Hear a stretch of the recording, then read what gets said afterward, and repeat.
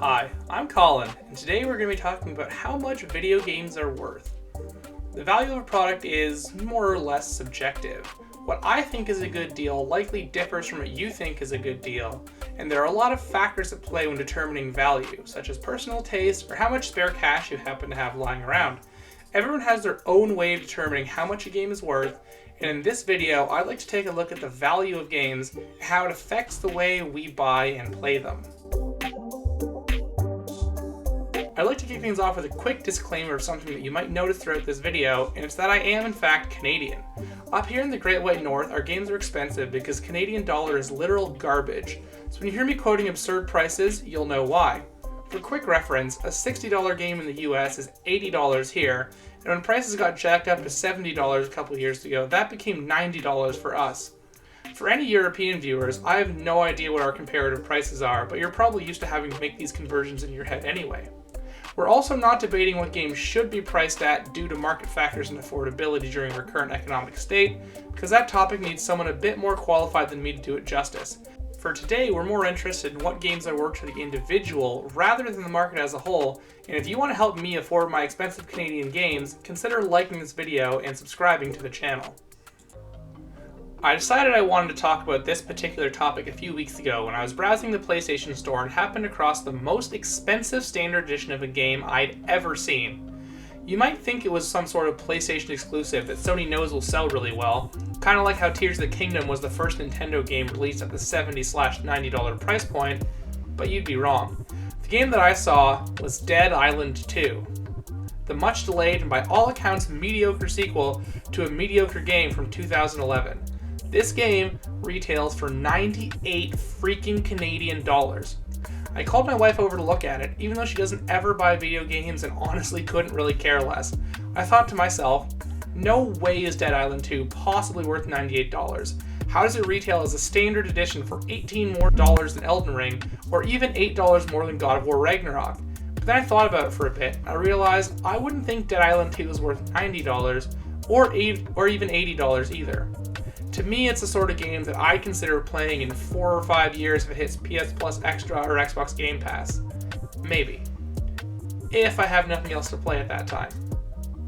It's clear, though, that there are a lot of people that Dead Island 2 is worth $98, plus tax, too, since at time of writing it is in the top sellers list in the store. Let's take a look at some of the factors we use in determining value and why it's different for everyone. And let me know what you think games should cost in the comments. Let's start things off here by talking about length. Length has always been a touchy subject, with some people insisting that longer is always better, while others think that it's what you do with the length you have that matters the most. For my part, I've always felt that artificial length really isn't fun for anyone involved, since it gets to be too much and I really get worn out after a while. The argument about length in video games has always fascinated me, and understanding both sides, I know truly deep down in my heart that it will never be resolved. There are some people who may only buy 1 or 2 new games a year and are really excited when a newly announced title claims to have hundreds of hours of content, because that means they'll be able to play that one game for months. Then there are people like me who like to play games and move on to the next one, who shudder when a game says it'll take 200 hours to get through the main story alone. The reason people see these things in different ways comes right down to the type of cost analysis that they are doing. If you are looking purely at the number of hours of gameplay per dollar spent, then Assassin's Creed Valhalla may be a good pickup for you. If the cost that matters to you is the amount of time you're able to spend versus the price of the game, then an open world title with a long runtime is likely the most valuable type of game to you. The other cost that factors in whether long games are valuable to you or not is opportunity or time cost. For me, this is oftentimes the cost that is most important when considering the length of a game, because I have an enormous backlog that I've been chipping away at for years, more on that in a later video, and if a new game comes out that takes as long as 4 or 5 other games on my list, can I really prioritize that one title over several others? By playing a game that has dozens if not hundreds of hours, I'm taking away time that I could have spent playing several shorter games and having more diverse experiences. I, like many other people, enjoy variety, and I also get a certain amount of satisfaction from completing something. And longer games take both of those things away from me for a while, so there's a high opportunity cost to playing something that's super long. Essentially, length can increase or decrease the value of a game in your eyes, making it worth more or less, depending on how you approach buying and playing games. As for me, I'm much more willing to play something longer if I know it's supposed to be really good, whereas if it's something mediocre, I'm much more inclined to play it if it's shorter and doesn't need to sustain my interest for long.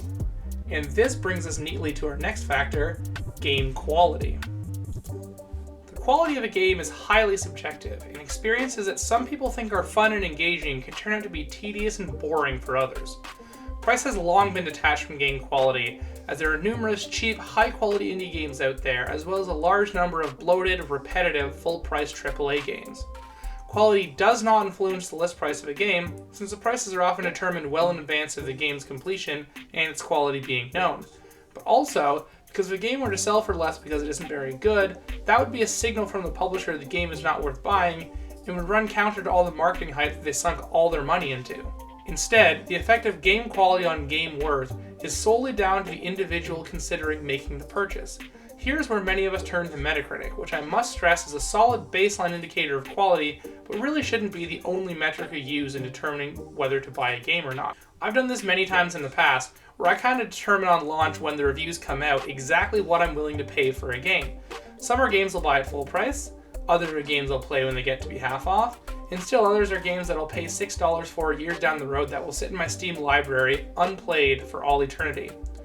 And this may be partially where my sticker shock on seeing the Dead Island 2 price comes from. As per the reviews, it sets at an overall pretty mixed reception, and I really didn't enjoy the original title personally. Now, in fairness, I don't think there's any game that is worth $98 plus tax for a standard edition, and I wouldn't want to pay that much even for something I'd been looking forward to. But given the apparent mediocrity of the game, it became extra baffling to me that it would be so much more expensive than its counterparts. There's a very strong link between what we perceive to be the overall quality of the game and what we think is a fair price for it. Some games are worth full price, and some are destined to be picked up on sale. Sales are something of a double-edged sword, as they allow us to pick up games for cheaper than we normally would, but they're also kind of manipulative and in many cases have replaced good old-fashioned price drops. Like, sure, it's on sale regularly, but is Call of Duty Black Ops 2 really worth a $65 list price in 2023? The game is 11 years old, with many sequels having been released in the intervening years, and yet it costs exactly as much as it did at launch. This is becoming more and more commonplace over the years, especially since PlayStation and Microsoft adopted the Steam style of regular rotating discounts in their console storefronts, and there are a few reasons why this is becoming the norm instead of the incremental price drops over time that we used to see. Sales really affect the way we perceive the value of a game, because it shows us what is normally being asked for it, and then shows us the amount we saved. In fact, that amount we saved is often front and center when you check out at a storefront to make us feel good about all the money we could have spent but didn't. If a game has a $40 list price and we buy it for $40, it just doesn't feel as exciting as buying a game that claims to be worth $80 for that same $40 price point. We're paying the same amount of money for the same game, but the discount tells us that we're saving, and that's more exciting. Another reason these kinds of sales affect the way we value games is to exploit your FOMO when you see a game in your wish list offered at less than it usually costs. If the game naturally dropped in price over time to the point where its list price is the sale price, you'd be able to pick that up whenever you feel like it and could wait until you're actually going to play it to buy the game, and then it wouldn't be worth as much to you at that price. But when you see that limited time sale and that sweet, sweet low price, you tell yourself, I don't know when it'll be this cheap again. Maybe I should just pick it up in case I want to play it sometime soon. And then all of a sudden you have 400 games in your Steam library, even though all you play is Bejeweled 3, and also You're My Dad. Essentially, sales trick us into thinking that we're saving money on buying something that we want, but the reality is we're just as often wasting money on something that we'll never use. Storefronts can also earn a few extra sneaky bucks from people with no patience or who don't care about saving money by keeping the list price up. Since even though many of us wouldn't buy Assassin's Creed 4 Black Flag for $50 right now, someone must be doing it on occasion, or else the price would just be lower. So now that we've established that sales are manipulative and evil, let's look at the flip side of how sales affect a game's worth. Knowing a title will or won't go on sale can affect the way we look at its cost, and consequently how much we value it. For example, the games I bashed in the previous section are both from publishers who regularly put their games on sale, and also are both from series with like a million repetitive titles each, but that's neither here nor there. But you'd be less likely to see me bashing the fact that Pikmin 3 on Switch costs $80 here in Canada, because Nintendo is notorious for rarely putting their games on sale and just about never drops them in price, outside of some Nintendo Selects in previous generations. For example, I've had Smash Ultimate sitting on my wishlist for years now, since I sold my physical copy and wanted to get it digitally for the convenience, and it hasn't come on sale once. To me, and to many others, the calculus on a Nintendo game is simply, is it worth $80, or should I never play it? Whereas for other titles by other publishers, it's more complex, where you have to consider its launch price, what its future sale prices might be, and how long you're willing to wait to get it at those prices. This makes the perceived value of a Nintendo game higher, since we know they're never getting the 80% deep discount, and we've more or less accepted that. This can also make the perceived value of the game lower, since you know that eventually we'll be able to spend less money to play it. If you know that the Resident Evil 4 remake will eventually be as cheap as the Resident Evil 2 remake is right now, is it necessarily worth $80 to you, or is it really worth something more like $15? Are you going to regret buying something when it comes on sale a week later? Once again, these are pretty subjective questions, since only you know if you're comfortable trading off savings to have the exciting experience of playing a game at launch and getting to play that game you want right now instead of waiting. There's that FOMO at work again. It's clear that sales affect the way that we value games, but what's less clear is how their value is affected by the hot new way to play games: subscriptions. How subscriptions play in our individual evaluation of games is really quite interesting, and it largely happens in two ways. First, there's the camp who consider every game that they play on a subscription free, and then there are those who add up the value of every game they play on the subscription in order to justify the fees that they pay to access it. And both of these have a very interesting effect on how we perceive the value of our games.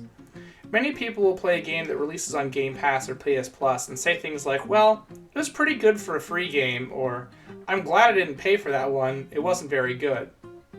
Which, okay if you want to see it that way, but it wasn't free. Just because you didn't pay cash for that game directly doesn't mean it didn't cost you anything. You paid for your subscription, and you also paid in the time and energy that you invested into playing it. It's just like with Netflix. Just because you didn't pay directly each of the 27 times you watched Sandy Wexler doesn't mean it was free. You paid for that Netflix access, and you also might have paid with your dignity. The thing that sets subscription games apart is that while you have access to all the titles included, your main cost is opportunity cost. It's much easier to give up on a game you aren't enjoying because you didn't directly pay full price for it. If you stop playing a game an hour in because the controls didn't click after you just paid $80 for it, you'd understandably be pretty disappointed. That is money that is directly gone to waste. And while I don't see games that are included in subscriptions as being free, there is a certain value in them being essentially interchangeable for that fee you are paying. If you pay $15 a month for Xbox Game Pass, you're still paying for your games, make no mistake, but you're paying for access to a large number of games, and no individual game that you play inherently increases or decreases the monetary value of the subscription. On the flip side of seeing subscription games as free is something that I have often been guilty of, and that's seeing subscription games as individually priced titles. This is something that Games with Gold and PS Plus have been doing their best to perpetuate by displaying the list price of the titles they offer as if that equals their value to you. I personally did this most recently when I found out that Atomic Heart was going to be available on Game Pass. Oh boy, I thought to myself, this game costs $93.49. It'll be worth so many months of my subscription. A similar thought to the ones I had when I played A Plague Tale Requiem. But here's the thing. Much like we discussed earlier, neither of those games I would have considered buying at full price, and they certainly aren't worth $80 and $93 to me respectively. So why now did I consider them worth full price when I went to play them on my subscription? The answer is simple, and it's the same reason you make smoothies twice a day for everyone in the house for the first 3 weeks after you've bought a new blender. It's because you want to justify your purchase and feel like you are getting the most value out of it. There's nothing necessarily wrong with this, but it's giving you an unclear assessment of the actual worth of your subscription. If you want to look at the Game Pass or PS Plus or Switch Online games that you play this way, go for it. But don't see Pokemon Stadium as a $60 game because that's how much it would cost on eBay. Try to see it as the price you would be willing to pay for it. That very well could be what the list price is, but it also might not be. It's also important to not see these games as their absolute values for the simple reason that they could leave the service or whenever you unsubscribe, you no longer have access to them. They may be okay in the end, but something you have no guarantee of being able to play in the long run is definitely less value than something that you own. Whatever the case though, all of these games have more value than free-to-play games. Nothing turns me off of a game faster than hearing the word free associated with it. Game companies don't do anything that won't make them money, and free is just another way to get us in the door of their money vacuum style games. Free games have one of the strangest value propositions out there, in that they theoretically have the highest value to cost ratio, as you can generally access most of the features of the game without playing, and as long as you're patient and choose not to spend anything, you can come away with hours of entertainment for no money spent. Where this idea runs into trouble is when we spend money and when we look at the way the game functions in order to facilitate that free price tag.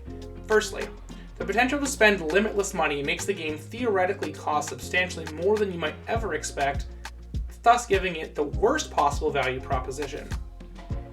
It isn't uncommon to spend hundreds of dollars on a free-to-play or subscription game over a long period of time, or even all at once, spending many times what you would have considered the experience to be worth if you had paid for it up front. This is a well-documented phenomenon. I think many people who've paid a few dollars here or there or monthly would be shocked at what it adds up to, which is exactly why these games are designed to keep you hooked and spending money over time.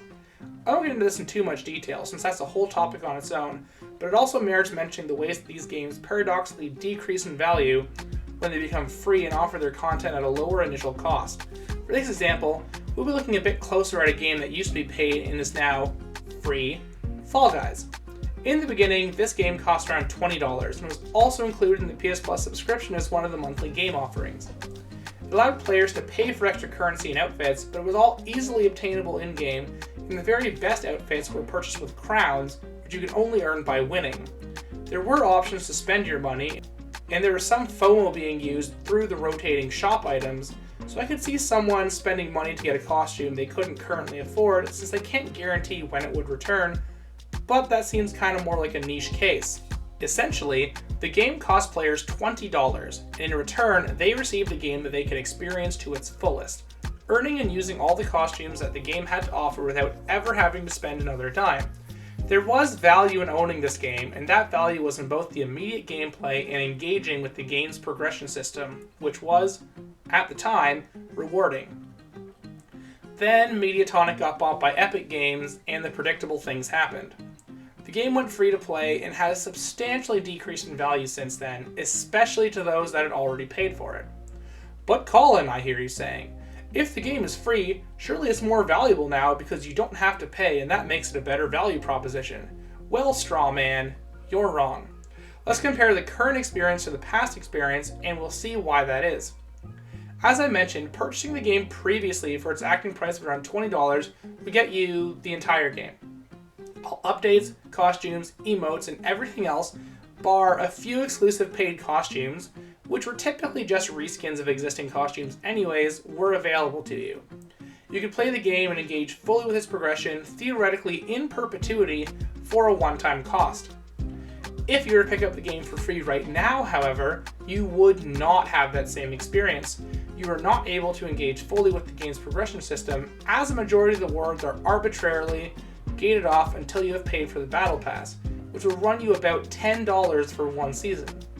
It is possible to recoup some of the cost of this in-game premium currency by playing, but show bucks are used both to buy the season pass and many of the costumes in the shop, so you will have to choose between reinvesting in being able to play the game fully and buying costumes that you like.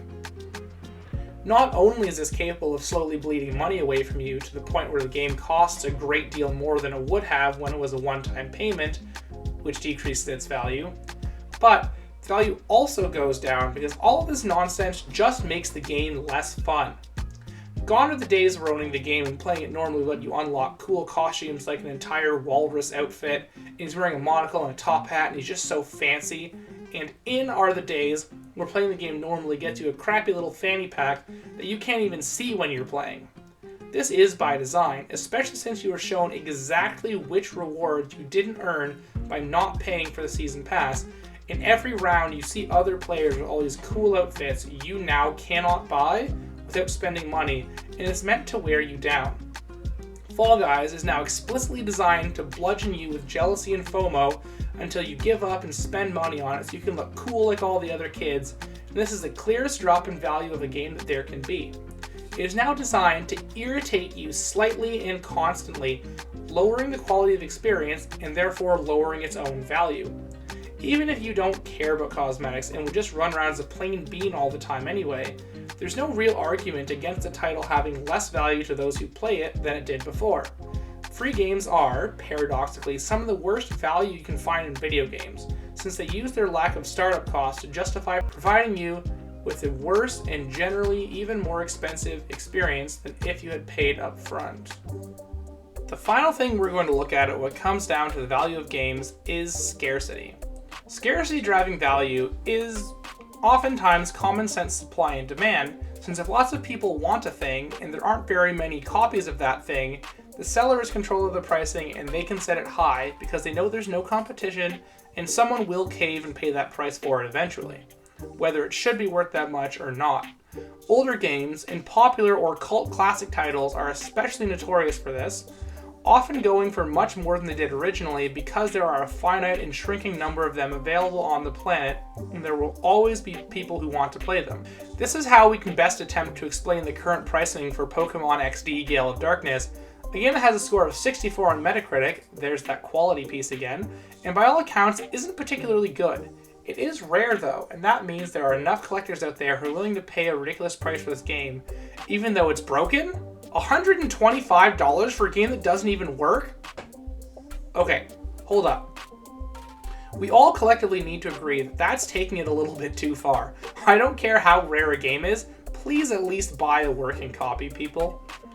At least scarcity is going away in this day and age when digital media means that we can infinitely produce and distribute digital media and everyone can have access to everything and nothing ever needs to be lost in time anymore. Gone are the days when the number of printed physical copies of a game determine its total presence in the world. We all have access to everything! Forever! Oh. Right. I'm sorry to tell you at the end of all this that we haven't really come to a conclusion, and value is completely and utterly subjective. It wasn't my goal here today to convince you that the way you value games is wrong, or you should be more like me and hate free-to-play games, because each of these factors work together to make up your overall valuation of a game, and it's really up to you how you look at them. Stick to the way that you value games, and just try not to let marketing and hype and FOMO increase the value you place on a title. Ultimately, you are the one paying to have an experience, and if you think that it is worth your time and money, then you should just go for it. Just please, I am begging you, don't pay $125 for a broken copy of Gale of Darkness. If you want to throw your money away on something completely useless, go subscribe to my Patreon instead. Here in the outro of my videos is where I like to thank everyone who made it this far, and then get to some random other thoughts and ideas if I have any. First things first, if you haven't already, go check out my first video I made on which Zelda game is the best one to play first, and let me know how wrong I got it. No Patreon shoutouts yet, but if you want to be the first person to make me say your name at the end of all my videos, you know what to do. As always, it's been a blast, and I really do hope you'll consider subscribing and watching my upcoming videos. They drop every other Tuesday, so I hope to see you all back here in a couple weeks.